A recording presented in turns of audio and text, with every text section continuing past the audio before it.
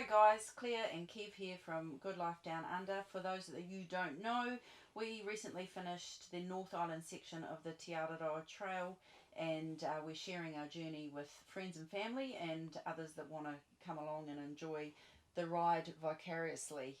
At this time of the year, a lot of you will be preparing for a new trail. You may be anxious, wondering what to pack, and we've certainly had a heap of questions, especially from the last video, about so many things. I mean, it's probably more important to spend some time going over some of the things that we found great, not so great, tips and tricks on how to survive a trail. In this video, we'll be discussing feet and shoes and pain and socks and gaiters. So stick around. I hope you enjoy what we have to say. Take my hand and I'll be your guide. I'll take you places that you'd never find. I know something about a state of mind. I've got the dreamer in me.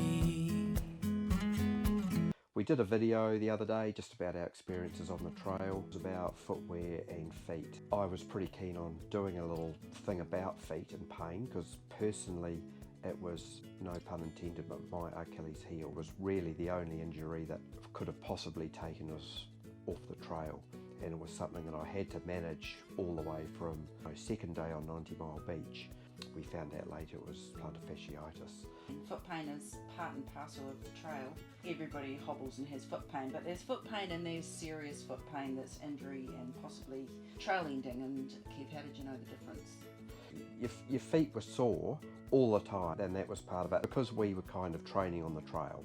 And we'd done a few Ks. I expected it to improve. I thought 500 Ks in, gee, I should have hardened up, but it never did. So it was a matter of managing it. And the bush sections were not so bad, but it was the road sections where you're just doing repetitive motion all the time, caused some fairly severe tendinitis. There was 2 days particularly that I thought it was actually my trail was finished. I went through quite a few pairs of footwear trying to find a solution. Imelda Marcos of the trail. Yeah, pretty much. Shoes, a minefield. All the people on the trail all had different types of shoes, and there was probably 25% were having issues. This is not about what brand to buy and which shoe you should have. It's really just about my experiences, some pros and cons of the different types of things we tried, and basically why. Firstly, we'll just go for a bit of blister care, and we'll talk about socks. These are sock liners, and these are toe socks. The thing about these is the toe sections stop your toes rubbing, which was great for blister prevention, and we would really recommend putting these in as a sock liner. They're quite thin, and then you put your socks over the top. The other option is a thing called hiker's wool, but it's a bit of a pain at the end of the day. I used hiker's wool and I prefer the toe socks, but at the time we were doing on the trail, you couldn't get them in New Zealand. The liners we had to buy from the States, REI. So I used hiker's wool for a while as well, but I just found toe socks you can reuse. Hiker's wool you have to throw out at the end of the day and put them in, so you're carrying extra gear. It's light enough, but when it got wet, which it will because you walk through rivers, it bound to your toes. It did stop you getting blisters, but you literally had to cut them off your toes at the end of the day. Then it bound to your socks. You ended up having fluff inside your socks. Injinji worked really well, so you just pop that on and some icebreaker over the top. The friction between the two, really, we just didn't have blister issues basically. The good thing about icebreaker is that if they get worn out at any stage, they'll replace them for free. We did quite a lot of research into shoes before we purchased, and the States, it all seemed to be Ultra Lone Peaks, didn't it? Most of you'll know this. These are the Ultra Lone Peaks, probably the most popular long distance hiking shoe for several reasons.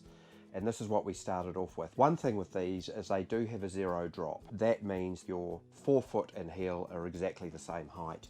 This will put a bit more strain on your Achilles tendon. It's almost like barefoot walking with a little bit of cushioning. These have got minimal cushioning. These are also some Ultras. I don't even know what model they are, but I just use these as training shoes for walking around in the city to get my feet used to having a zero drop shoe, just to basically get my body attuned to it. I think the important thing about wearing them before you leave, if you do decide to go with Ultras, it would be particularly important for office workers that are wearing dress shoes with a heel. You know, even men's dress shoes have a slight heel. If you wear them the majority of the time, you will notice some pain in your Achilles tendon if you just go straight to the zero drop and then start walking the trail. So it is a good idea to get a few miles under your feet first of all. So I love these shoes. They're super comfortable. I just put them on and my feet go, ah. They have a big wide toe box on them. A lot's been talked about. I'm not going to go into it too deeply, but when you have a pack on and you're cracking out between 20 and 30 k's a day, particularly on repetitive stuff, your feet do swell, so you need to go at least a size, maybe 2 sizes bigger than your normal. And where you'd normally have a fairly fitting shoe, a wide toe box is nice because it lets it spread out. Your feet do swell, and these are super comfy. So this pair I walked from Cape Reinga to Auckland in. They were fantastic, but with my plantar fascia, when we got to the road walking sections, I started getting some really painful feet. Now, part of the ethos behind the Ultras in this particular model is you feel the ground, so there's not a particular lot of padding there, and that was perhaps the issue of why I was getting such sore feet. Super comfy to walk in the bush, just loved them, but the repetitive road walking that we got here on the Te Araroa, I got almost trail-ending foot injury. And not a fault of the shoe, but I had to make a change. So I started playing around with different inserts. One of the things I got, I think when we got into, might have been Mangawhai heads, was this little gel heel lift, because I just wasn't getting enough padding on the road walking. That was a definite improvement. It made a difference. With the Ultras, they're not very solid in the back, and because my foot was now sitting a bit higher up on that, I was getting a bit of a roll off the side. So I tried getting an inner sole. And these, I bought these in pie here, and these are basically a form-thotic. That was from a physio. They're a heat molded sort of thing that fit in your shoe. But I didn't want to wear these at the time because I wanted to stay true to the zero drop barefoot walking school. But at the end of the day, it was either get off the trail or persist with it. So as a general shoe for walking around, this is my favourite shoe, but for my feet in New Zealand on the long road walks, there just wasn't enough cushion in them.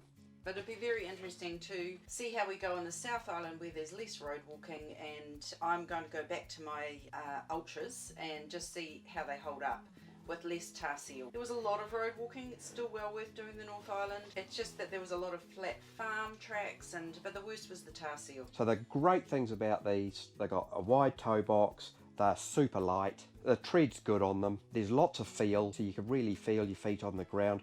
They drain well, dry quickly, and they have gaiter holders there as well. Fantastic shoe. I'll just put it on actually. That's my toe there, just to give you an idea. So there's a whole thumb space of room, and that's the recommended amount. Because you swell, and when you're going down hills, your toe's not getting jammed up here, and you're not losing toenails and they're going black and things like that. So if you buy your normal size shoe that fits, you're going to have issues. In Dome Forest, I needed to obviously make a change because of my feet. So I made an appointment with a podiatrist in Auckland and went and saw him. First thing he did, he modified these, which was really good. This was a great help. He said that I needed to have lift in my heel. He said, you overpronate. So he said Asics Trabuco, I think it was, and he gave me some other models. And he suggested I go to Shoe Clinic. I'm going to give a Shoe Clinic a massive rap here because they were just completely awesome. Not sponsored by them or anything, but the cool thing with Shoe Clinic is you can return your shoe for 30 days after you've owned it. If they fitted you, they'll replace it if it's not comfortable. So that was amazing. And I said to the guy, I said, look, I'm walking the Te Araroa Trail. This might have 400 Ks or 500 Ks on it in a month's time. He said, no, that's fine. If we fitted it done and it's not comfortable, just send it back and we'll swap it out for a new pair of. So that was in Newmarket in Auckland. So I went in there, this is what they were like. So these have got an 8mm heel drop, quite a bit more padding in them. For the road walking, they were quite a bit more cushy.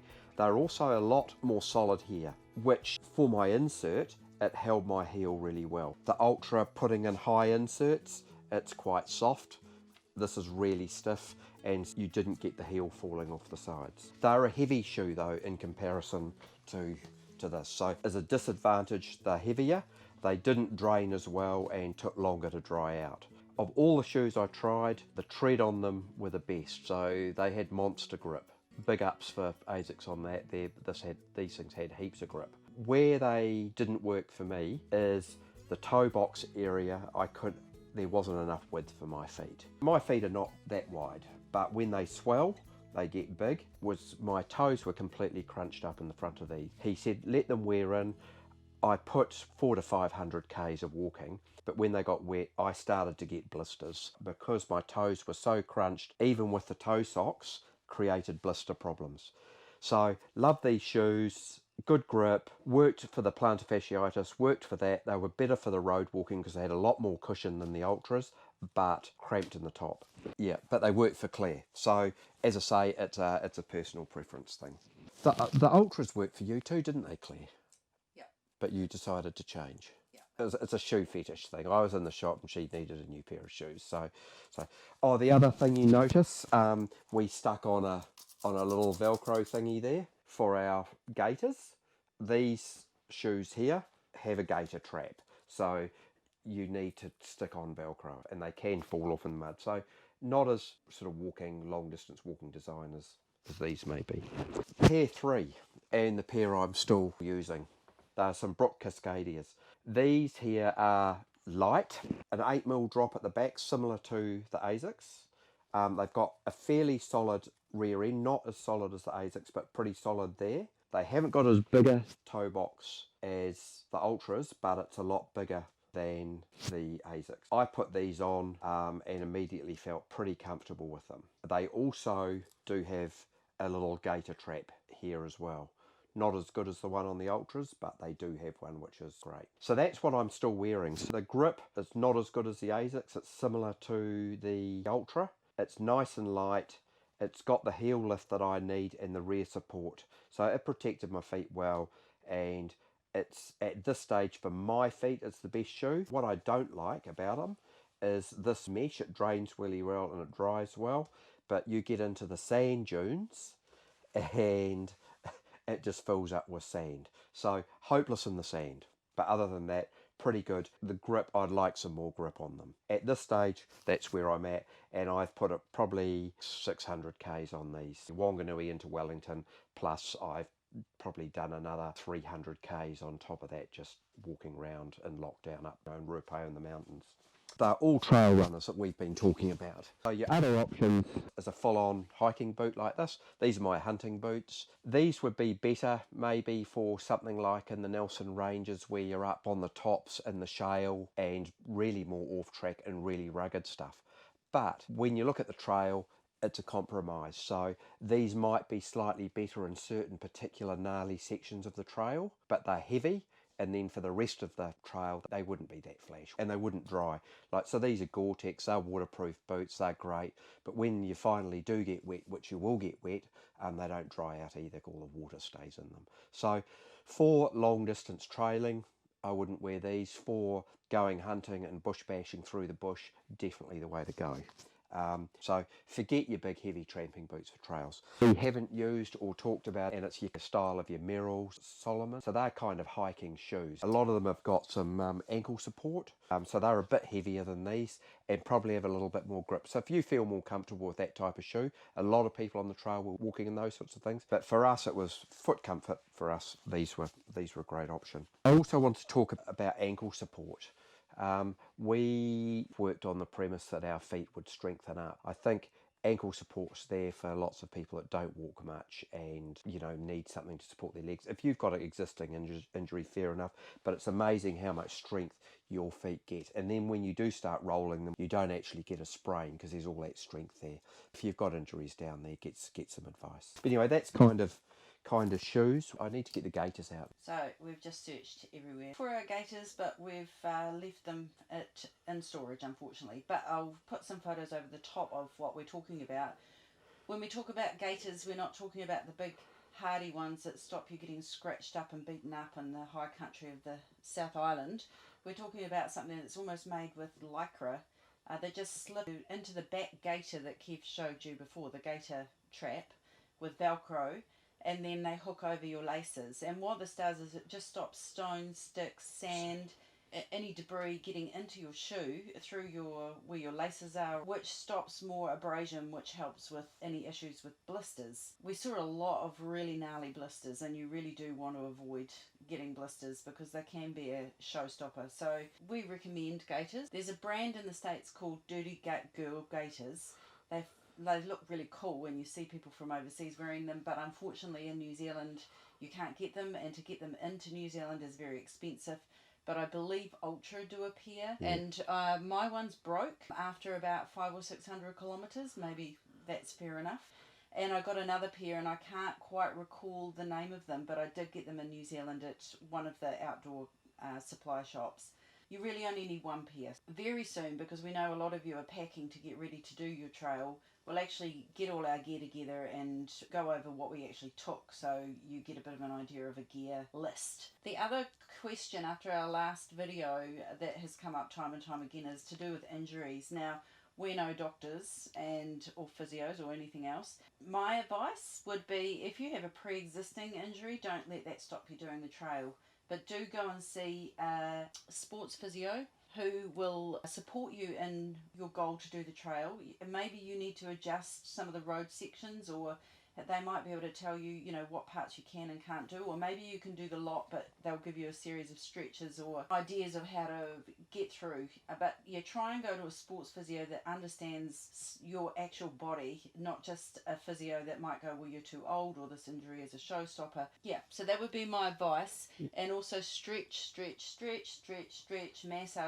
massage on the trail, and drink a lot of water. Our physio said to us before we left, well, I can't remember the percentage, but it was massive, like 75% of injuries, like muscle injuries, are caused because of dehydration. So, and that makes sense. And so drink more water than you think you need on trail during the night. Get up in the morning, have a bottle of water when you fill up your water bottle, then refill it, and then make sure you drink the whole way. And every time you refill your water, drink a load of it and then refill again. Basically, if you're thirsty, it's too late. I just wanted to go back to a point that Claire made too.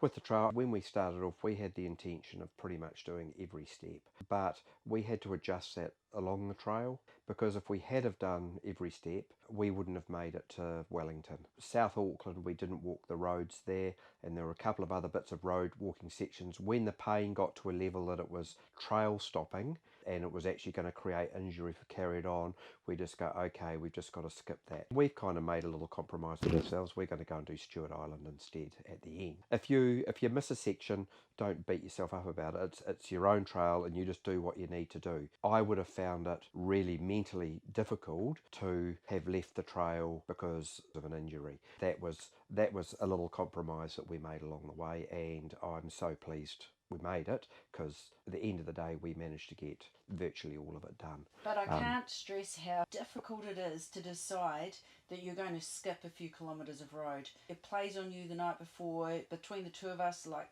maybe one of us is okay to do it and one of us isn't, but we're doing this together, and it really does. Your mind is the thing that you need to beat on this trail, more so than your body. You really need to listen to your body and not let your mind overrule if it's not sensible to do a long stretch of tarmac. You've got to weigh it up, what's going to be worse. If you do the tarmac and you end up getting injured and having to take weeks off, or worse still, a season off, or you don't do the tarmac and you feel like you've cheated yourself.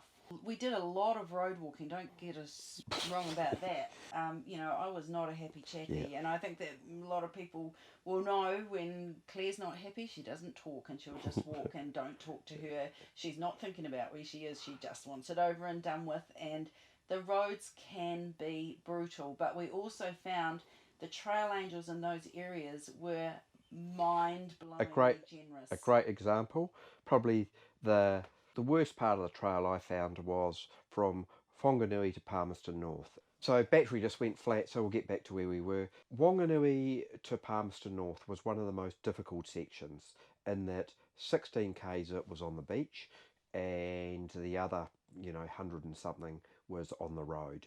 But it was quite funny. That section of the trail was probably the worst, but the nicest people. So even though you think, gee, that's not very scenic, or it might not be the coolest bit of the trail, it was the worst bit of the trail, but we met the nicest people. We had the most memorable Nights evenings with trail angels. The food, oh, yeah. I'm sure we put weight on between Wanganui and Palmerston North. And we've got to put right through to Levin, actually, because yes, Levin. But basically, end of the day, that whole section was all about the people. The road walking was shit, and the people were fantastic. So do it. We, at the very beginning, as I said in the last video, we were stretching our calves and our hips and everything we could every 2 kilometres. And as we went on, we didn't need to do it as often. But at night, I had a small, I think they're a practice golf ball, but they're just a hard foam. And you roller your arches under that. If you are somewhere where you can freeze some water in a drink bottle, freeze the water and roller your feet again and use the frozen water for any area that's hard and massage and in. Lunch breaks, if you're by a stream or near the sea, get your shoes and socks off, cool them down in the water. So all those things help massively. And there's one tip at night which was a game changer, Claire? What was that? What we did was we put our packs underneath our sleep mats so it raised our feet up, and that really does help with the swelling. So we would actually sleep at night with our feet higher than our head. The other thing is, it's really important at every decent break you're having to take the shoes and socks off and air your feet out for your skin to help prevent blisters. So stretch, massage, ice when you can, cold water when you can. Take your shoes off every break you can. I know it's a bit of a pain, especially with toe socks, but put your socks out to air. Make sure your feet are dry. Number 6, just thought of it. Keep your toenails cut, really trim. Look after your toes, look after your nails. Hygiene, if you can't get water to wash your feet, wipe as much as you can off and then use your hand sanitizer. Just, really protect your feet. Super, super important. And when choosing footwear, go a couple of sizes bigger so you've got that thumb space, because your feet will swell when you're hiking. And just remember, there's no particular right or wrong brand or style. We've just talked about our experience, but you've just got to get what works for you. Every shoe has its pros and cons, so you've just got to work out your best compromise for you. We'll put links in the description below. But we're getting off topic now. Trying to keep it as much about feet, we do tend to waffle. Just to let you know, we will be going back to our regular trail videos about our actual journey. At the moment, we've just had too many questions from people, and we really want to help out now while we can, while people are preparing for the next season. That's why we've interrupted our actual trail videos. So we hope you find this helpful, but we are going back to those other videos in a couple of weeks. But we'll just get some questions answered, because we know how anxious we were when we were getting ready for our hike, and we know it's that time of the year. So hope you enjoyed this video. If you did, please give us a thumbs up, subscribe if you haven't already, if you want to keep following us, and if you've got any questions, leave them in the comments below. Thanks very much.